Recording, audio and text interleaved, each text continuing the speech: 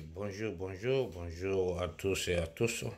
Partout où vous vous trouvez, c'est votre salutation. Bon, aujourd'hui, je vais parler de deux sujets. Le premier sujet, je vais parler de Marie Djedje, euh, qui a des propos de division, qui pousse la population à la violence, qui amène la haine entre les Ivoiriens. Ces paroles, ces vidéos, donc je voulais la parler un peu, la recadrer un peu, hein, en tant que nous sommes tous des Ivoiriens et c'est une vieille. Elle a agi, on ne peut pas la manquer de respect, donc je vais la parler un peu pour qu'elle puisse modérer ses paroles. Et dans un deuxième temps, ou bien dans un deuxième volet, je parlerai de Soro Guillaume, l'astuce de Soro Guillaume face au Probabo. Donc, comme ça, je vais démarrer avec la vieille mère Marie Djedje. Je voulais la demander, je ne comprends pas pourquoi elle s'acharne sur le président de la République, pourquoi elle a tant de haine envers le président Alassane Dramane Ouattara. Je veux comprendre pourquoi est-ce que si elle peut nous expliquer réellement, hein, pourquoi, qu'est-ce qui s'est passé et qu'elle déteste jusqu'à un point mort, même peut-être qu'elle-même souhaite la mort du président de la République. Je voulais savoir pourquoi elle le déteste comme ça, pourquoi elle a tant de haine envers lui comme ça. Parce que, comme elle dit qu'elle est croyante, bon, je pense qu'une croyante, ton cœur doit être propre, juste, et tu dois aimer tous les fils de Dieu, puisque Dieu a dit l'amour. Dieu a l'amour entre les fils de Dieu. C'est l'amour, quand nous nous aimons, l'amour propre nous rapprochera auprès de Dieu. Bon, donc si Marie dit qu'elle est croyante, qu'elle va à l'église, elle donne des conseils aux gens, donc je pense qu'elle doit être juste et son cœur doit être propre et que Dieu a dit de pardonner. Bon, maintenant, moi, je ne la comprends pas parce que elle dit que le président est en train d'opprimer la population ivoirienne, que Soro a mis le président de la République comme président et maintenant il est en train de torturer la population, tout ça là. Bon, je sais pas, et puis bon, elle dit que quand les opposants vont devant les plateaux de télévision, etc., quand on les demande des questions sur le président de la République, ils ne savent pas répondre que parce que le président n'a rien caché, il a tout mis au dehors devant tout le monde. Donc, bon, je dis qu'il a mis ça parce que c'est pas un homme qui va se cacher. Donc, les opposants là, ils peuvent pas parler parce que eux, on les a vus ici au pouvoir. Donc, ils ont gouverné la Côte d'Ivoire. Elle dit que le président gouverne mal. Bon, je voulais savoir, à part le président Félix Houphouët-Boigny, quel autre président est venu en Côte d'Ivoire qui travaille mieux, qui a bien gouverné? Parce que moi, je ne vois pas. Hein? Donc, elle dit que le président, il envoie ses ministres et disent que les élections de 2020 sont bouclées, c'est géré. Donc ça ne la plaît pas parce que pour elle, c'est bouclé, c'est géré. Ça veut dire qu'ils ne veulent pas quitter au pouvoir, ils veulent faire de la magouille, tout ça là. Bon, ça c'est des slogans. Quand tu es au pouvoir, hein, tu dis ce que tu veux, mais cela ne veut pas dire que tu veux opprimer le peuple, des trucs comme ça. Hein, ou bien... Ça, c'est des paroles de slogans. Et puis bon, parce que on se rappelle aussi quand Babo était au pouvoir, parce que comme elle est pour Babo, donc je pense qu'elle se souvient de ça. Quand Babo était au pouvoir, Afin Guessan et Babo, leur slogan était où Alassane va passer pour être président de la République. C'est ce qu'eux disaient, où est-ce qu'il va passer pour être président de la République. Hein? Babo a dit, tant que lui vit, Alassane ne sera pas président en Côte d'Ivoire. Donc, Afin Guessan aussi a dit, où est-ce que Alassane va passer pour être président? Voilà. Donc, mais ça veut dire quoi? Ça, c'est leur slogan, c'est ce qu'ils voulaient dire, ils ont dit. Ou bien, mais il est devenu président, cela n'a pas empêché qu'il devienne président. Ou bien, donc si Alassane dit, si les gens, les supporters, les ministres d'Alassane disent que c'est bouclé, c'est géré, ça c'est leur conception aussi. Tu ne peux pas dire que tu vas les haïr à cause de ça. Est-ce que tu vois? Et il dit que la télévision, tout cela, que c'est monopolisé par eux. Bon, quand tu es au pouvoir, tu monopolises la télévision. Quand le FPI, Bao était au pouvoir, la télé était monopolisée par le FPI. Quand Oufo était au pouvoir, la télé était monopolisée par le PDCI. Et quand Bidjo était au pouvoir, c'était la même chose. Donc, je ne la comprends pas. Pourquoi elle parle comme ça? Donc, il faut qu'elle comprenne que la population, elle dit que la population est opprimée, Alassane opprime la population. Bon, moi, je ne sais pas, parce que moi, j'ai été en vacances là-bas. Bon, moi, j'ai pas senti l'oppression chez les gens. Moi, j'ai pas été opprimé. Donc, bon, moi, j'ai mes parents en Côte d'Ivoire là-bas, la famille est là-bas. Ils m'ont jamais dit qu'ils sont opprimés, on les traque, tout ça. Ils m'ont jamais dit ça, Marie disait. Mais, le point, c'est que tu dois être sage, comme tu es vieille, tu dois être sage, tu dois envoyer des messages de sagesse, de rassemblement, d'union, pour que la Côte d'Ivoire parte en avant avec la paix. Parce que tout ce que tu es en train de dire là, pour moi, ça n'a pas d'importance. Alassane, il n'est pas ivoirien, il est ceci, cela. Ça n'a pas d'importance encore. Il est déjà président. Donc rien ne peut changer ça encore. Le titre là-bas rester sur lui. Il a été président de la Côte d'Ivoire, même s'il quitte. Donc il faut oublier ça. La haine là, il faut oublier. Est-ce que tu vois? Donc, et puis s'il est étranger, donc si tu dis que c'est un étranger, alors qu'un étranger est en train de gouverner ton pays, donc ça, c'est toi-même, vous-même, vous êtes en train de vous ridiculiser. Donc, je pense que ce côté ivoirité, des trucs comme ça, vous devez laisser tomber, quoi. Parce que c'est ce qui envenime, c'est ce qui aggrave la situation en Côte d'Ivoire. C'est ce qui amène la division, Marie. Tu vois, non? C'est ce que moi, je voulais te dire, quoi. Donc, il faut comprendre comme cela. Il faut oublier ça, il faut pardonner, il faut laisser le président faire son travail. Maintenant, si vous ne l'aimez pas, hein, formez, faites vos campagnes, et puis allez aux élections. Maintenant, si vous gagnez, vous serez président.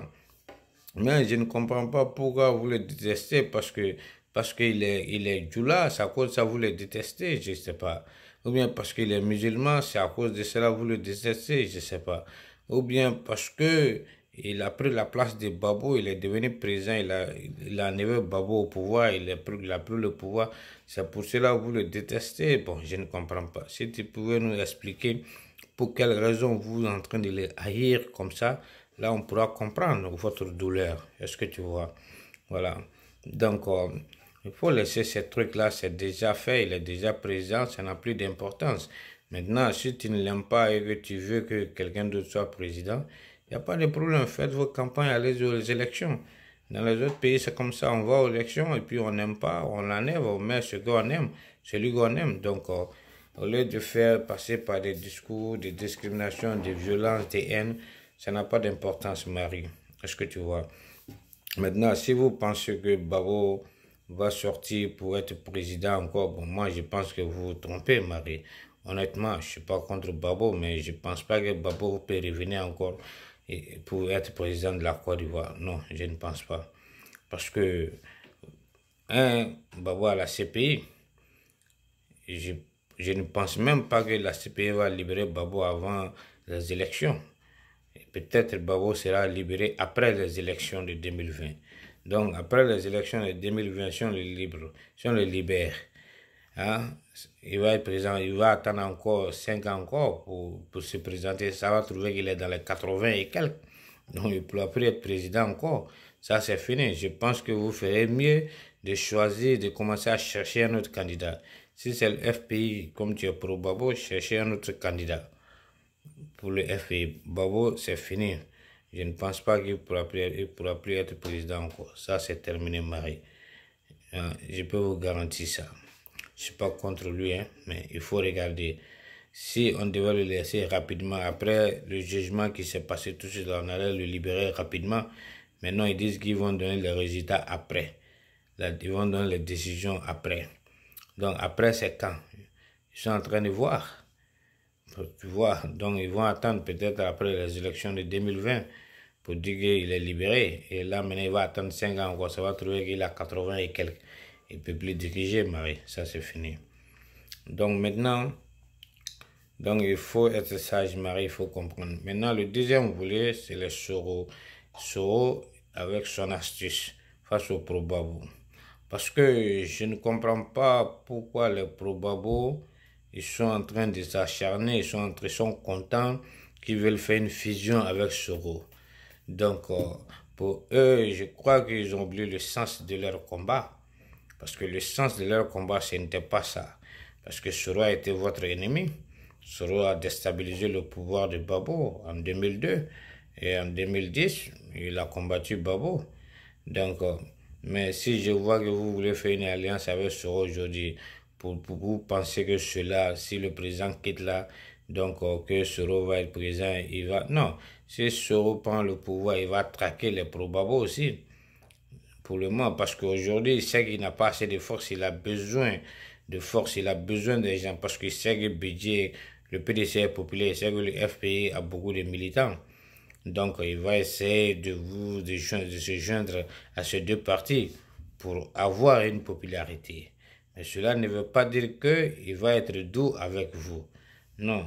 Donc, moi, je pense que vous êtes en train de vous tromper. Vous avez oublié le sens de votre combat. De deux, Soro organise un meeting à Paris au Trocadéro avec certains partis politiques et puis le FPI était présent avec le logo du FPI, avec quelques barons du FPI qui étaient assis là. Donc, maintenant que le capitaine Koné prend la parole et dit qu'ils vont aller chasser le président Ouattara, ils vont chasser le président Ouattara avec les armes. Ou bien, tu vois, ils vont frapper le pouvoir du président Ouattara avec les armes. Le capitaine Zakaria est en train de dire ça dans la salle devant tout le monde. Les partis politiques sont là, le PDC était là et le FPI aussi était là. Les membres du FPI étaient assis là. Donc, maintenant, qu'est-ce que les gens vont dire? Ils vont dire que le FPI est partisan des coups de force en Côte d'Ivoire aussi, parce qu'ils sont là, ils sont en train de faire une fusion avec Soro, ils étaient dans la salle.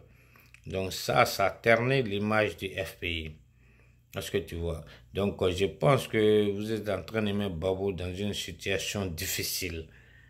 Parce que si les FPI, les membres du FPI sont à ce meeting, c'est Babo qui les a donné son accord pour que vous partez ou pas. Parce que si vous dites que Afi n'est pas le président du FPI, c'est Babo que vous reconnaissez. Donc si c'est Babo que vous reconnaissez, vous devrez attendre un mot d'ordre du président Babo d'abord, avant de faire quoi que ce soit. Bon, je ne sais pas si Babo vous a donné l'autorisation d'aller là-bas, je ne sais pas. Mais c'est en train de compliquer la situation du président Babo. Parce que les avocats, le procureur de la CPI, pendant le procès de Babo, ils disent que si on libère Babo, ça ne va pas amener la réconciliation, ça va amener que du désordre, de la violence en Côte d'Ivoire. Donc, maintenant, les avocats de Babo, ils sont en train de se défendre que d'annuler, d'enlever toutes les restrictions sur Babo. Bon, si les avocats de Babo sont en train de se battre très dur, et que vous, les pro-Babo, encore, vous partez vous joindre à Soro et vous êtes en train de parler de coup d'État, coup de force avec les gens de Soro, vous êtes assis dans la salle pour écouter le capitaine. On connaît dire ça. Et le FPI est présent. Il y a le plateau, il y a les pancartes du FPI partout. Vous voyez ce que ça donne. Alors que les avocats de la CPI, les représentants du procureur disaient que les pro-Babo étaient au dehors, devant la CPI, ils étaient en train de manifester. Maintenant, ça là aussi au Trocadéro, ça s'est passé, on a vu ça. Et maintenant qu'ils amènent ça, cette vidéo, et présenter ça au juge de la CPI, ils vont dire quoi? Que oui, vraiment vous êtes partisans des coups de force. Vous allez envoyer du désordre en Côte d'Ivoire si on libère Babo. Vous avez vu? Ce n'est pas bien. Bon, si le président Babo lui-même, il sait que lui n'a pas envoyé ses cadres du FPI à cette réunion-là, au Trocadéro, donc lui aussi il doit parler, ou bien il doit porter une plainte, il doit réagir, parce que sinon, on va dire qu'il est partant aussi. Donc, Je crois que Soro est en train de vous manipuler, vous les probabo. Vous n'avez pas compris. Parce que ça, là, cette situation-là, c'est un peu critique. Vous voyez? Maintenant, il est en train de salir le nom du FPI. Est-ce que vous voyez? Donc, je pense que les probabo, vous devrez faire attention et n'oubliez pas le sens de votre combat. Est-ce que vous avez vu? Bon, maintenant, je ne sais pas, le capitaine Zakari, le capitaine Okone a fait cette déclaration. Bon, je ne comprends pas pourquoi le pouvoir d'Abidjan n'a pas réagi. On n'a pas vu de mandat contre ce Kone. On n'a rien entendu. Bon, je ne comprends pas. Bon, parce que à chaque fois, quand Soro fait des trucs comme ça, bon, le pouvoir d'Abidjan ne réagit pas, je ne comprends pas. Ou bien c'est un business entre le pouvoir d'Abidjan et Soro, hein, qu'on ne comprend pas. Parce que les probabo, si c'est un business, vous êtes perdu, vous serez dans le pain. Vous serez dans le pain. Parce que moi, je ne comprends pas que Soro parle de coup d'État, tout ça là, il n'y a rien. Et que le président Ouattara, ils ont lancé un mandat contre Soro. Et la France refuse toujours de libérer Soro. Donc je ne comprends pas. Est-ce que Soro, la France est en train de soutenir Soro, ou bien la France est en train de lâcher le président Ouattara, ou bien Soro a plus de relations plus que le président Ouattara? Bon, je ne comprends pas. Ou bien c'est un deal, un business entre eux pour salir l'image du président Babo. Bon, je ne comprends pas. Donc il y a question là maintenant. Donc, vous voyez. Parce que sinon, normalement, si quelqu'un avait fait ça, hein, cette déclaration comme ça là, on allait voir le procureur Adou lancer des mandats partout, ici et par là. Mais c'est Soro, on n'entend rien, on ne voit rien. Donc, il faut que les probabo faites attention. Vous avez vu? Parce que Soro est en train de vous piéger. Parce que Soro a besoin de popularité, il a besoin de militants. C'est pourquoi, parce que le président Babo a refusé de recevoir Soro. Et on voit les représentants du président Babo dans la salle de Soro au Trocadéro, en France. Donc, devant les gens, le président Babo refuse de recevoir Soro, que c'est un rebelle ou bien Soro a déstabilisé son truc. Et en bas, il est en train de collaborer avec Soro. C'est ça, on ne comprend pas. Donc, si tel est le cas, donc ça veut dire que le président Babo aussi n'est pas clair. Vous voyez? Donc, c'est pourquoi j'ai dit que les pro-Babo, faites attention, parce que vous n'avez pas besoin de Soro pour gagner les élections. Les pro-Babo, vous êtes déjà nombreux. Vous pouvez aller seul et gagner votre élection. Mais se fusionner à Soro, ça va vous créer des problèmes. Ça va vous salir. Vous avez vu? C'est cette analyse que moi je voulais faire de vous, parce que le président Babo n'est pas encore libéré totalement. Il est sous condition et on attend maintenant la décision des juges de la CPI. Bon, maintenant, si on voit que vous êtes dans une salle, vous êtes en train de parler de coup d'État avec les pro-Soro, avec avec Soro et ces gens-là, donc cela va compliquer la situation du président Babo. Vous avez vu? Bon, maintenant, est-ce que, même si on libère Babo, est-ce que cela va amener la paix en Côte d'Ivoire, la réconciliation? Il y a question. Parce que tout le monde en Côte d'Ivoire maintenant, au lieu de parler de réconciliation, de paix, aller aux élections sagement, ce n'est pas ça. Tous les partis politiques, tous les leaders veulent être présidents. C'est ça le problème. Donc, personne ne cherche à apaiser la tension. Vous voyez? Donc, maintenant, est-ce que les élections de 2020, on doit annuler les élections de 2020 ou bien on doit organiser les élections en 2020? Parce que il y a question. Parce que je crois que si on fait les élections en 2020, ça sera du désordre. Il y aura la violence. Il y a des gens qui vont mourir. Ça, c'est clair. Parce que Soro est sur le pied, Soro a juré qu'il va frapper le pouvoir d'Abidjan. Donc, ce qui veut dire que le gouvernement doit être sur ses gardes. Mais les élections, ça va envoyer de la violence. C'est bouclé, c'est géré, mais je pense que ça va envoyer de la violence s'ils organisent comme ça. Parce que tous les opposants avaient le président. Maintenant, il y a la tension partout. Vous voyez.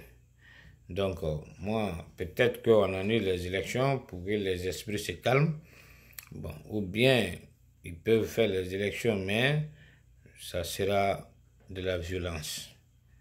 Vous voyez. Donc, c'est ça aussi le problème que moi, je suis en train de voir de loin. Vous voyez. Donc, je pense que les Ivoiriens, on doit essayer de comprendre. On doit essayer de protéger notre pays pour que le pays évite le chaos. Voilà. C'est ce que je voulais dire, quoi. Donc, maintenant, je pense que le pouvoir doit prendre des mesures, être sur ses gardes pour que on évite la violence, on évite les morts, les tortures, les coups d'État, tout ça là. Vous voyez? Voilà. Donc, c'était ma pensée pour dire actuellement sur la situation politique en Côte d'Ivoire. Et mon message à la vieille mère Marie Djidje, qu'elle se calme, qu'elle se contrôle et qu'elle apaise ses mots. Et qu'elle parle, qu'elle peut parler des paroles de sagesse, d'union, voilà, de paix. Que d'oublier, de laisser tomber la haine et être aimable pour qu'elle se rapproche plus près de Dieu, auprès de Dieu. C'est ce que moi je souhaite. Vous voyez?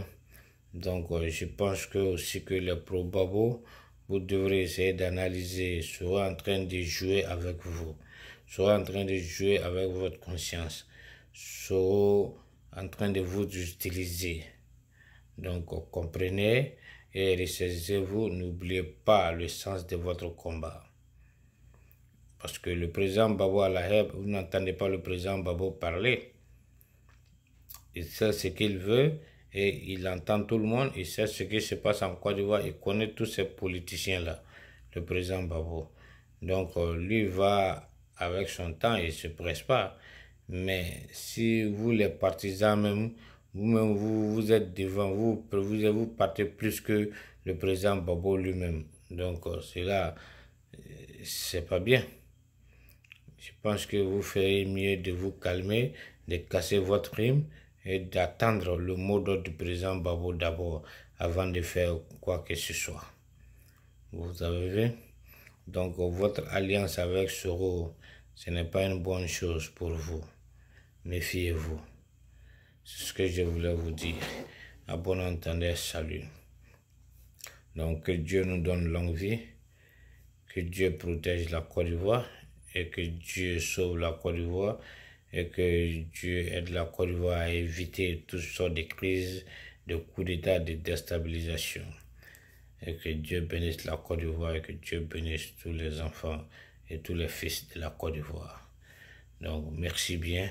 Bye bye. On se reprendra pour une autre vidéo. Merci.